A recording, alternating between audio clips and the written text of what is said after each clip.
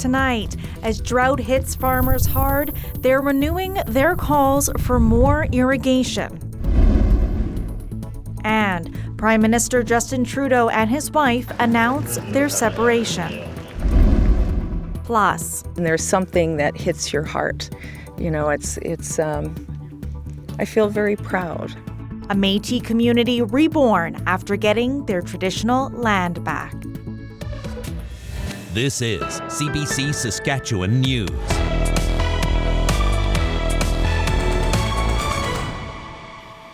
It's Wednesday, August 2nd. CBC Saskatchewan News starts right now. Hello, and thank you for joining us. Farmers in some parts of Saskatchewan continue to struggle with drought. Their crops aren't growing and grasshoppers have taken over.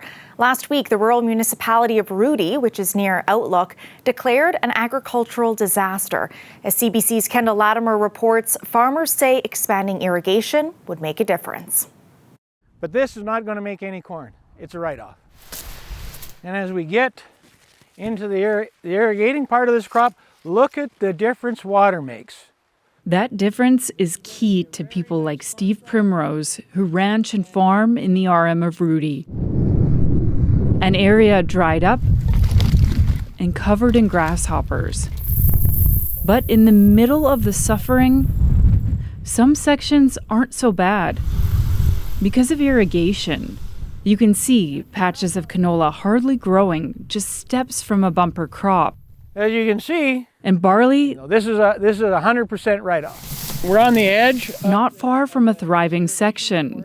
When we go through these droughts, we've got crops out there with the grasshopper infestation and no rain. We're getting like zero off the dry land, zero. So we got to pull up our socks here because we're going to have to rely on irrigation to some degree. Primrose chairs the South Saskatchewan River Irrigation District. He says they monitor the water intake and output daily, and that the system could support more farmers without stressing the water supply.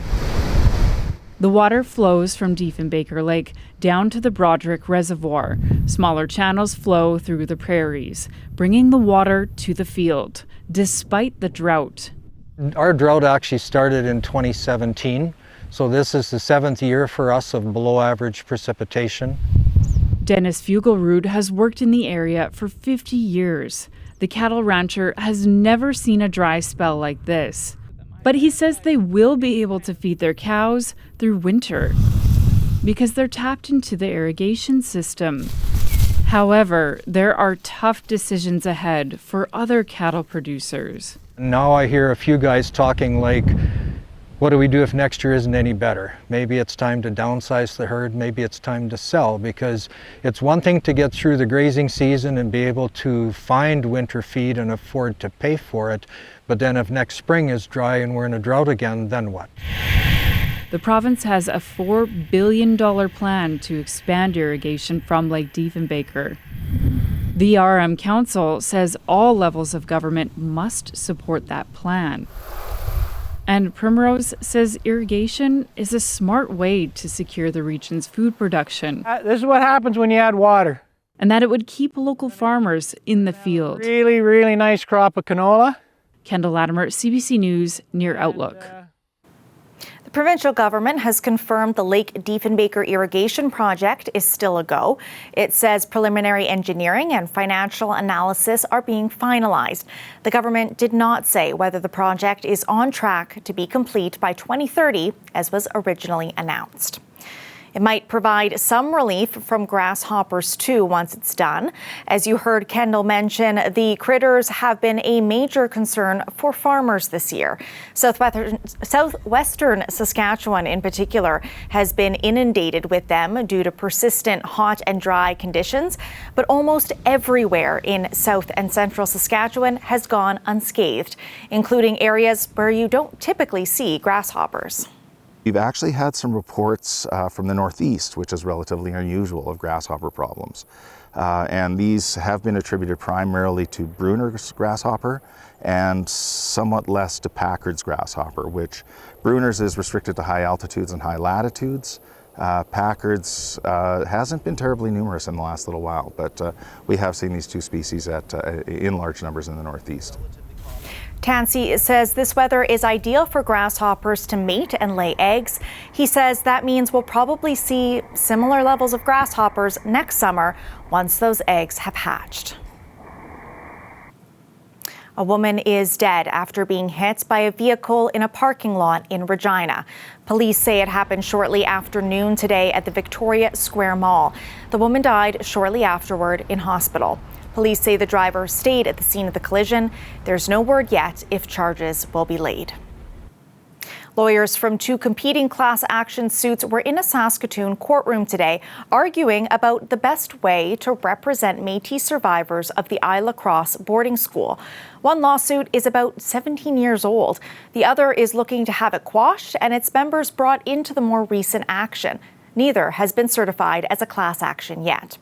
Survivors of the boarding school who showed up at Court of King's Bench in Saskatoon are vying for the more recent Gardner lawsuit. Their legal counsel has committed to suing the federal and provincial governments. Survivors say the earlier Aubuchon class action has stalled. It began in 2005. Its legal counsel, Tony Merchant, thinks both lawsuits should move forward. Currently, the problem is that their plan will cut out all the people who have died. And the provincial government has been very resistant to settling these cases. To hear that, very little progress has been made over 17 years when there's all kinds of class actions being resolved, across the country that are similar to the Île-à-Crosse case. There's no word to say in terms of how frustrated our survivors are. The judge says the point of class actions is to have just one lawsuit. He'll deliver his decision at a later date. It's been a year since the federal government transferred land at the Batosh National Historic Site back to Métis control. Today, plans are underway to bring young people and bison to the area to revitalize the Métis community. Bonnie Allen reports. On the banks of the South Saskatchewan River, a National Historic Site has for 100 years told the story of Batosh. It's here that Louis Riel and other Métis leaders made their last stand against armed federal forces. But the land was still owned by the federal government, the historic site run by Parks Canada, until that is last year. I want to bring my kids and grandkids and show them, that this is all actually ours. In July 2022, the federal and provincial governments transferred 690 hectares of land from the western part of Batosh back to the Métis Nation of Saskatchewan. Valerie Gaudette comes here to feel connected to her ancestors. She's struck by its peace and beauty. It does make me emotional, but a good way, a good, happy way. I feel, especially in this right here, as we're looking out into the river and we're looking at the Westlands, I feel like it's such a spiritual place, and there's something that hits your heart. I feel very proud. Vice President Michelle Leclerc from the Métis Nation of Saskatchewan says Métis people once lived along this river with a strong sense of community. Around 1885, in this region, there was about 1,500 Métis people. And then the Battle of Batosh, of course, happened. And after the Battle of Batosh, Riel was hung, and 7 First Nations chiefs were hung in North Battleford. There was a lot of scare tactics happening, and I think Métis families dispersed from here. Every year, the Back to Batosh Festival takes place. But now, the Métis Nation can do much more. It's building a lodge for youth to teach them about the land, their culture, and their language. I think it's 0.5% of our youth speak Michif, so it's an opportunity. This land has given us an opportunity for our youth to learn their language, to learn their culture. The Métis Nation also plans to welcome a herd of bison back to this land by the end of the year. Bonnie Allen, CBC News. It's another hot day in Regina, so it's a good thing the Queen City X is serving up ice cream and lemonade. The 5-day annual fair offers rides, arcade games, concerts, and all kinds of over-the-top food. Last year, a record 270,000 people checked it out. Regina Exhibition Association Limited organizes the event. CEO Tim Reed says even more people might come through the gates this year, and the riders are one reason. With the partnership with the riders, that your ticket gets you into the gate, that is always one that drives additional attendance. We wouldn't have had that last year, so we're optimistic that that's going to bring more people not only to a riders game, but also more people into the fair. Our goal kind of coming into this is always to break last year's standard. What I can tell you is our pre-sales are up about 13% year over year. So I'd suggest that going into the fair, everything looks like it's going to be a great event. Reed says there will be additional security this year to stop weapons like bear spray from getting in. Real also plans to keep the brand center open so people can cool off in the air-conditioned space. They were a force to be reckoned with at Vimy Ridge, Juno Beach, Dieppe, and other battles. The Saskatchewan artillery units were present for the most significant moments of the two world wars, and now their efforts are being recognized at Regina Cenotaph downtown. Earlier this week, the Royal United Services Institute also unveiled a pedestal honoring those without a known grave. We'll be back after the break.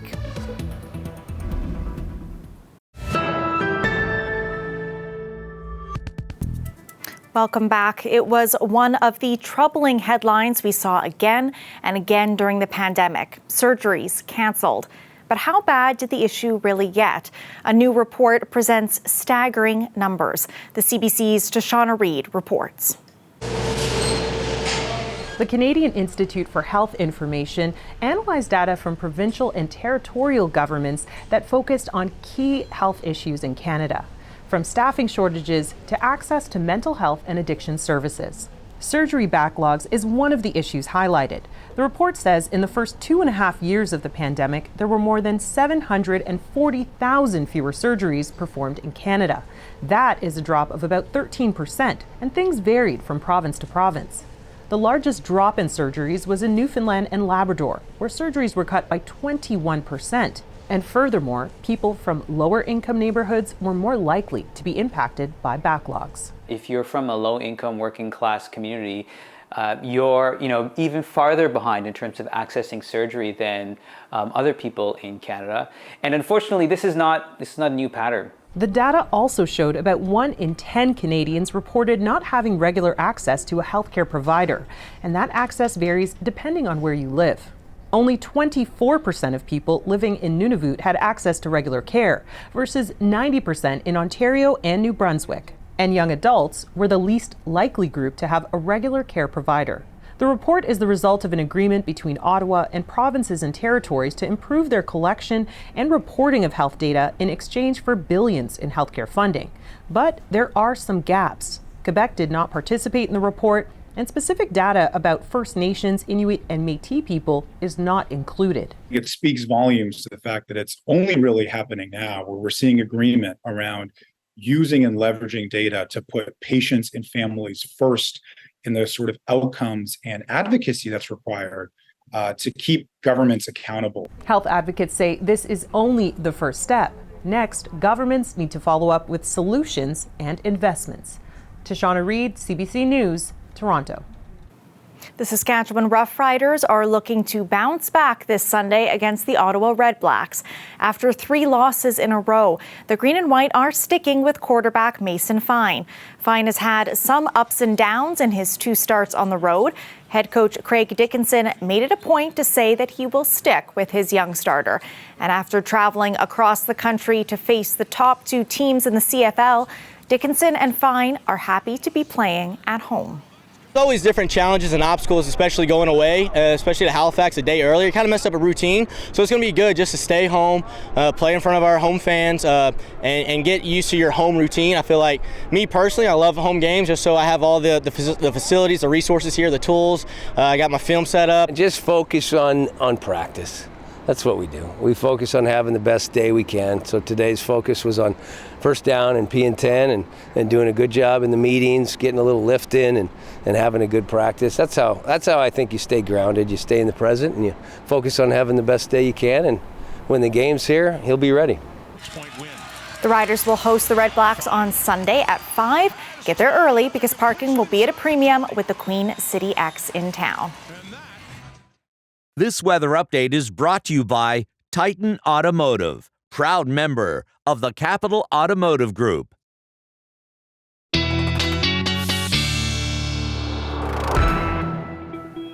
Weather specialist Ethan Williams joins us now. Ethan, I overheat sitting outside on my lunch break, so I can't even imagine being a Rough Rider practicing in all that gear. Is there any relief for them and for me in sight? Yeah, I think by the time we get to game time over the weekend, Natasha, we'll see temperatures start to come down a little bit from where they have been these past few days, but still we are in that 30-degree range, especially in southwestern Saskatchewan, into the mid-30s today, and even a little bit of humidex value still in southeastern Saskatchewan, pushing that, making it feel into the mid-30s there as well, starting to drop off in some central sections into the mid-20s. And where we are seeing a bit of that humidity, we are actually seeing one severe thunderstorm warning in effect now. This is for the RM of Brock, which includes Arcola, and this cell producing possibly nickel-sized hail, some heavy rain, strong winds, very slowly moving off to the southeast, part of the line of storms that you see here along Highway 13, roughly between Griffin and Redverse, and Moose Mountain Provincial Park is in there as well, the Carlisle area, and eventually this moves south and eastward toward Lampman and Alameda and into the RM of Moose Creek. So we'll be watching for that to be moving into there. Tomorrow could bring a more widespread round of storms, and it's because of this low pressure system which is beginning to move in from Alberta. Overnight tonight, I think we're basically going to be staying storm free through much of the province, but as that low begins to move in, we're going to begin to see possibly a line of storms develop in southwestern and west central Saskatchewan. Through the north of the province, we'll start to see more organized rainfall pick up as well. And then that slides eastward as we head through the evening hours tomorrow. And there you can see kind of a more defined line of storms. May get as far east as Regina in southeastern Saskatchewan, but not as much storm energy here. So we'll see how that plays out. And then the north, we continue to see that rain overnight through the day on Friday, that low pressure system actually redeveloping in northern Saskatchewan, and then high pressure quickly moving in behind that, drying things out as we head into the weekend. Now, in terms of accumulation amounts here, pretty widespread, generally 10 to 20 millimeters, maybe higher amounts than that, especially through the far north, helping to quench the forest fire situation there, maybe take care of smoke a little bit. So we'll be watching that as that moves through the day tomorrow. Also through tomorrow, this is the thunderstorm risk, valid at noon tomorrow. Again, a level 2 out of 4 risk extending from the Trans-Canada corridor between Swift Current and Regina, northward through Prince Albert, La Ronge, even as far north as La Loche. And as that storm system moves through tomorrow, we'll be seeing winds pick up as much as 50 kilometers an hour in southern Saskatchewan out of the south, or especially in the southwest. And then all of us breezy as we head through Friday as the backside of that low pressure system slides on through. Now, Regina, again, there is the chance that we could see storms tomorrow. We'll keep an eye out for that. But on the backside of that, a little bit cooler weather, but not by much. Still upper 20s. And then finally, as we head into the holiday Monday, that's when we see temperatures really start get back to closer to normal values. And that's the same for Saskatoon as well. Chance of severe thunderstorms tomorrow afternoon, and then afterwards, we start to see more seasonal temperatures, maybe even a bit of rain on Monday as well, Natasha, which of course is much needed. Yeah, wouldn't that be wonderful? Thank you, Ethan. You bet. Lord Stanley's Cup is taking a road trip around Saskatchewan.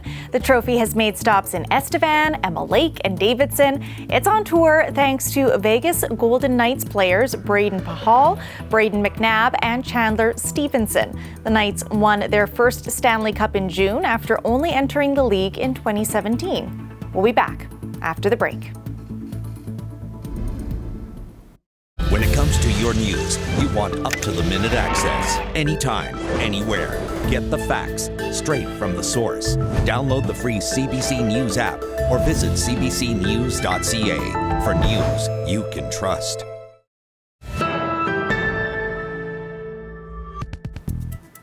Prime Minister Justin Trudeau and his wife, Sophie Grégoire Trudeau, have announced they are formally separating. They both made the announcement on social media today. They have been married for 18 years. CBC's Marina von Stackelberg has more. Justin Trudeau and Sophie Grégoire Trudeau, last seen together 1 month ago at Ottawa's Canada Day celebrations, broke the news of their breakup also together, posting identical statements on their Instagram accounts. After many meaningful and difficult conversations, we have made the decision to separate. As always, we remain a close family with deep love and respect for each other and for everything we have built and will continue to build, asking for privacy. The Prime Minister's office confirmed the pair have signed a legal separation agreement, adding the Trudeaus are focused on raising their kids in a safe, loving, and collaborative environment. Both parents will be a constant presence in their children's lives, and Canadians can expect to often see the family together. 51-year-old Trudeau and 48-year-old Grégoire Trudeau met in 2003 and were married in 2005. They have 3 children, 15-year-old Xavier, 14-year-old Ella Grace, and 9-year-old Hadrian. Politics is hard. It's hard on marriage. As a mother, my thoughts go to their kids. A child who's grown up, the child of a sitting prime minister, will always be in the public limelight. Grégoire Trudeau has been a public face throughout her husband's political career, especially since his 2015 election win. She's become a public figure in her own right, an advocate for gender equality and mental health. By loving who you are, for who you are, you're making everything else possible. And let me tell you, beside me right now stands a man that I love deeply. The two have been publicly affectionate. Don't go yet, my love. But also candid about the challenges of marriage, saying their own wasn't perfect or easy. Trudeau, a child of divorce himself. His parents separated in 1979 when he was a little boy. Pierre Trudeau, the only other Canadian Prime Minister to split with his wife while in office. Sources tell CBC News Sophie Grégoire Trudeau has moved out to her own home in Ottawa. Justin Trudeau and their children are expected to stay at Rideau Cottage, where she will also spend time. The Prime Minister's office says the entire family will be taking a vacation next week together. Marina von Stackelberg, CBC News, Ottawa.